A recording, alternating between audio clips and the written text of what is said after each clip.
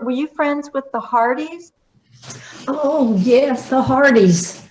Dot and Lew. What Dot and Lew were my husband's cousins. Okay. And Dot and I were very good friends. And I did them well. Uh-huh. And I've read the books that young Lew. Have you read his books? Yes, yes, they're very good. Do you like them? Well, I know the people he's talking about. Uh-huh. Some are funny and some are not so funny. Uh-huh. But Lewis, Mr. Hardee, you'd go down to the waterfront, you wouldn't know who he was because he was a worker. And one of the things that his son put in a book he wrote, some big shot men came to Southport and they asked for Lewis Hardee, and somebody said, no, so there he is over there. They said, no, that's not the Lewis Hardee we're talking about. This is one that owns the shrimp boats. And they said, yeah, that's who it is, over there mending those nets. And now, did he help you? He helped you get home one time? There's some story about that? When D.I. was mustered out, we were in San Francisco, and they had to send him down to Marchfield, which is near Los Angeles. So I had to catch a ride on a train and meet him down there, which I did. And a couple, the first couple that operated the USO hut in Southport, lived on they were very active in our church. Both of them had beautiful voices. But anyway, they lived on my way to Marchfield and asked me to spend the night with them. So that was a nice break for me. Do you remember their names? Coop Rider. What was it? COOPRIDER.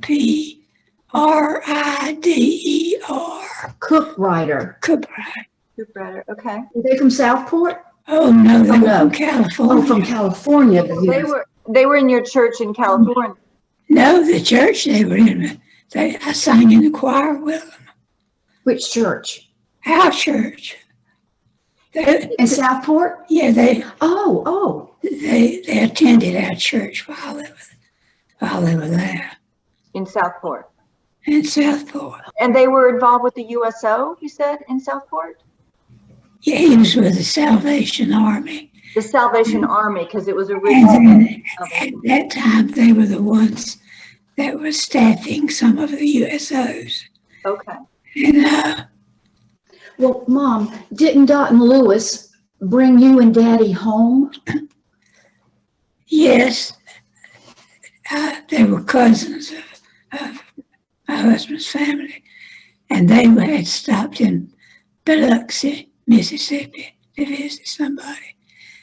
And so we stopped by there to see, spend the night with D.I.'s sister, who was living in Biloxi. And we told him that we were going to spend the night with Jen, and then we were going to catch a train and go on to Wilmington.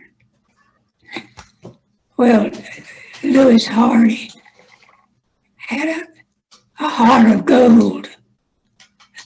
I heard him say to his wife, Dot, these children will never get a ride out of here this near Christmas.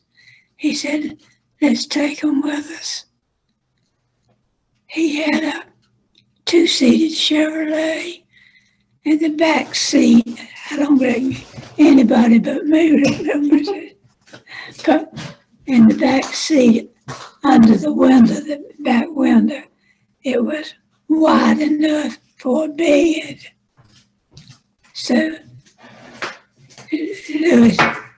Louis fixed Dot a bed in that window, and the two boys on the seat in the car.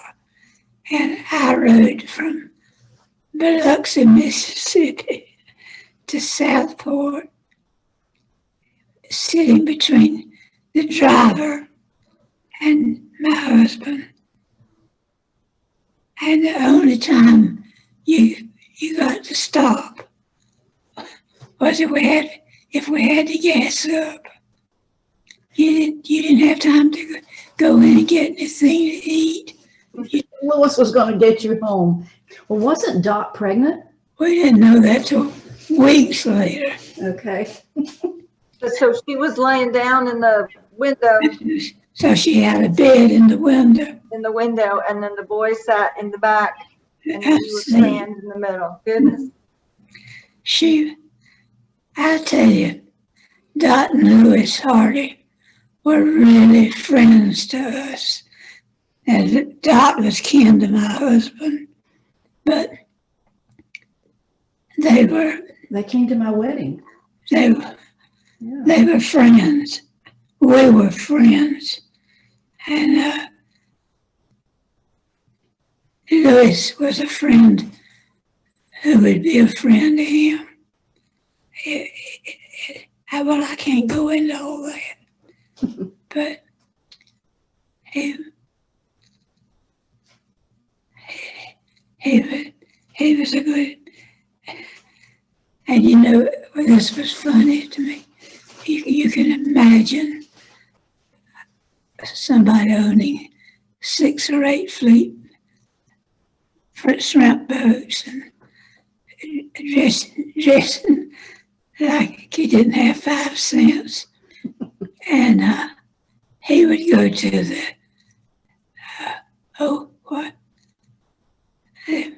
Ford? the store,